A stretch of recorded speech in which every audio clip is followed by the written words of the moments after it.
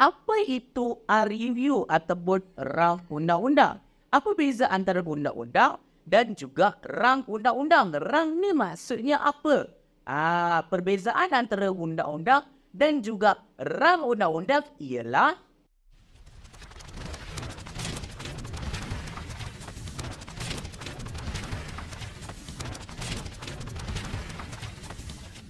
Hai, Assalamualaikum. Anda bersama dengan saya lagi, Sir Histrozi. Let Histrozi teach you history. Jadi untuk video kali ini, kita berada pada bab yang ketiga, tingkatan 5, Raja berperlembagaan dan juga demokrasi berparlimen, iaitu sistem pemerintahan yang digunakan oleh negara kita. Alright, dalam video yang sebelum ini, saya dah tunjukkan bagaimanakah bentuk sistem pemerintahan kita secara keseluruhan.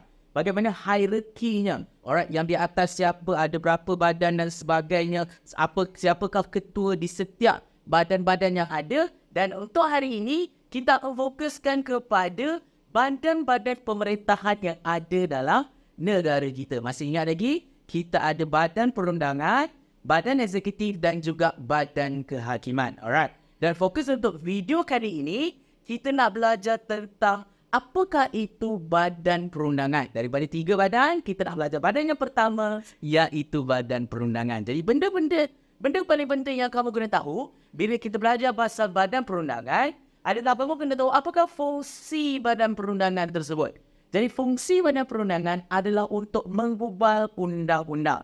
Senang kata, apa-apa saja undang-undang yang ada dalam negara kita dibuat oleh badan perundangan. Any undang-undang yang kita ada, yang kita patuhi di dalam negara kita atau di dalam sesebuah negara digubal oleh badan perundangan.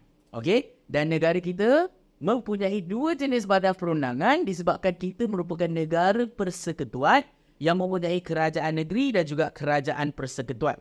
Jadi setiap jenis kerajaan ini ada badan perundangan mereka yang masing-masing. Badan perundangan kerajaan persekutuan ataupun kita panggil kerajaan pusat digelar sebagai parlimen. Manakala badan perundangan kerajaan negeri kita gelar sebagai DUN ataupun Dewan Undangan Negeri. Jadi kita ada berapa parlimen dan kita ada berapa DUN? Kita ada lebih kurang 1 parlimen untuk keseluruhan kerajaan persekutuan dan kita ada lebih kurang 13 DUN. Alright, untuk setiap negeri. Maksudnya setiap negeri yang ada dalam negara kita mempunyai DUN yang berbeza-beza. DUN Selangor, DUN Sarawak, DUN Perlis, Kedah, Kelantan dan sebagainya. Alright. Jadi, apa tugas dua badan ni adalah menggubal undang-undang bagi kerajaan masing-masing. Kalau parlimen menggubal undang-undang untuk kerajaan persekutuan yang dikemukakan untuk keseluruhan negara.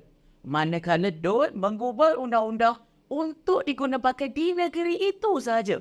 Maksudnya kalau DUN itu buat undang-undang negeri itu je pakai. Kalau DUN Selangor buat undang-undang untuk di Selangor, orang-orang daripada negeri lain tak perlu follow undang-undang DUN Selangor. Sebab negeri lain ada undang-undang mereka tersendiri. Alright?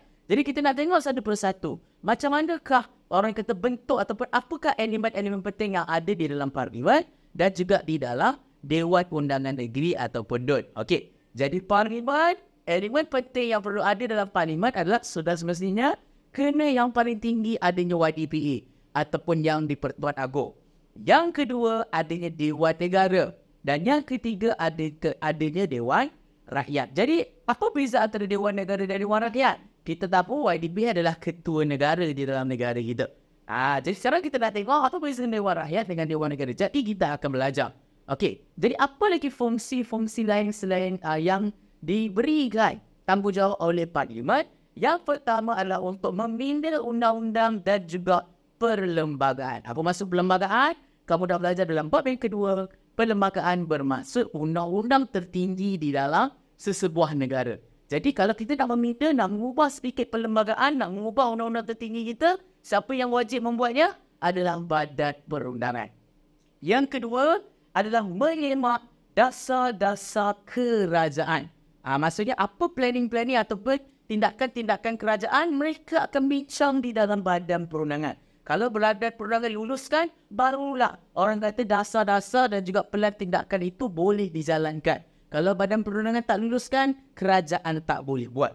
Okey? Dan yang ketiga, meluluskan sebarang perbelanjaan ataupun cukai-cukai kerajaan. Apa-apa saja wang, apa-apa saja perbelanjaan yang nak dibuat oleh kerajaan untuk rakyat, untuk apa-apa jenis kementerian perlu melalui badan parlimen. Dan sekarang kita nak fokuskan kepada apa beza antara Dewan Rakyat dan juga Dewan Negara. Kita tengok yang pertama dahulu, iaitu Dewan Rakyat. So, Dewan Rakyat, tujuan atau tugasnya atau fungsinya adalah untuk mengubah dan meluluskan RUU. Apa maksud RUU?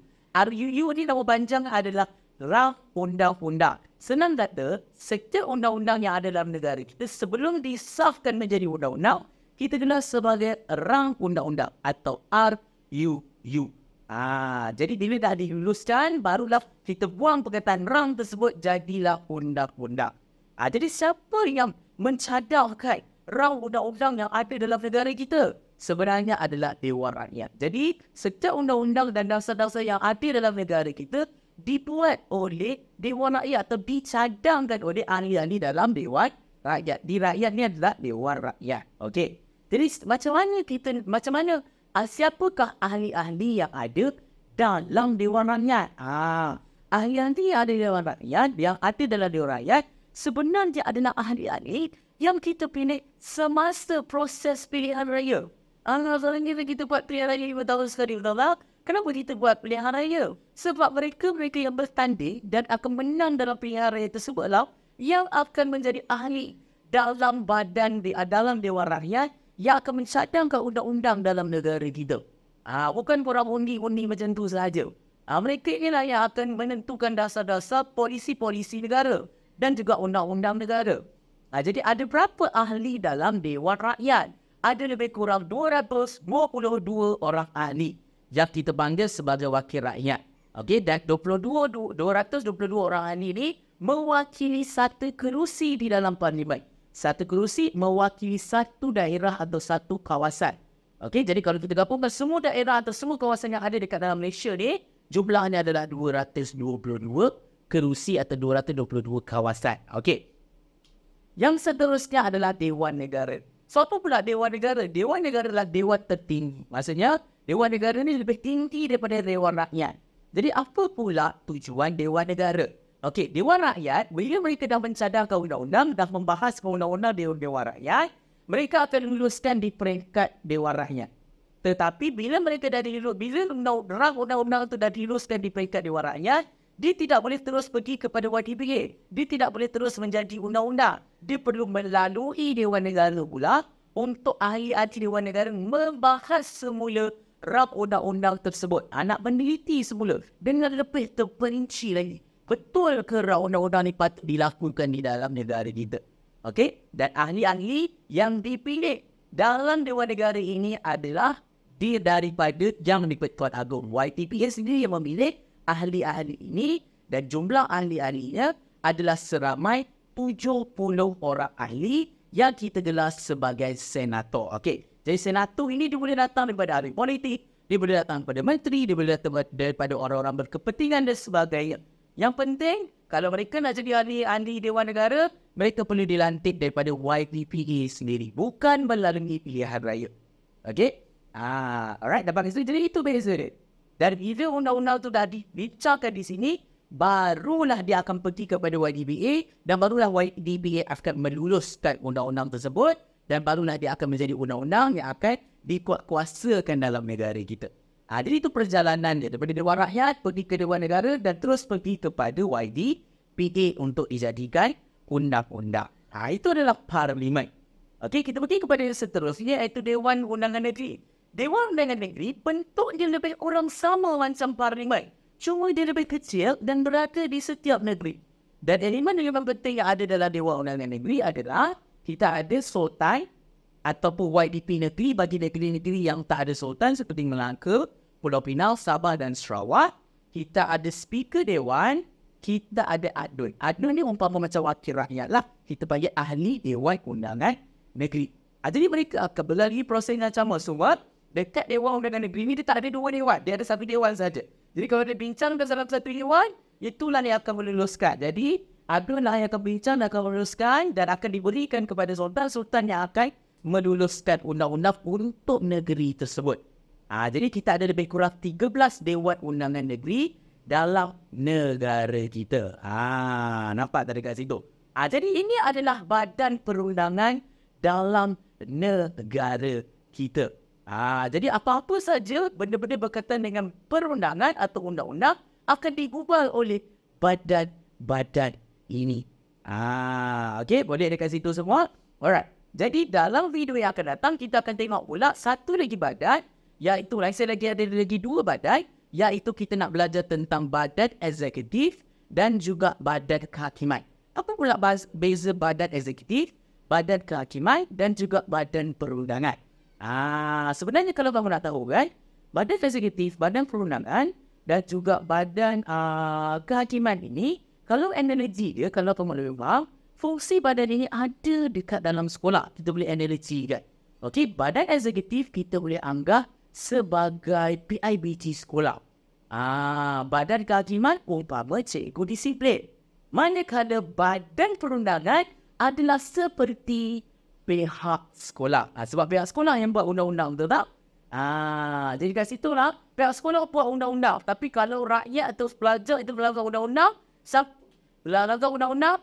pelajar itu akan dibawa kepada siapa? Adakah kepada badan perundangan? Tidak.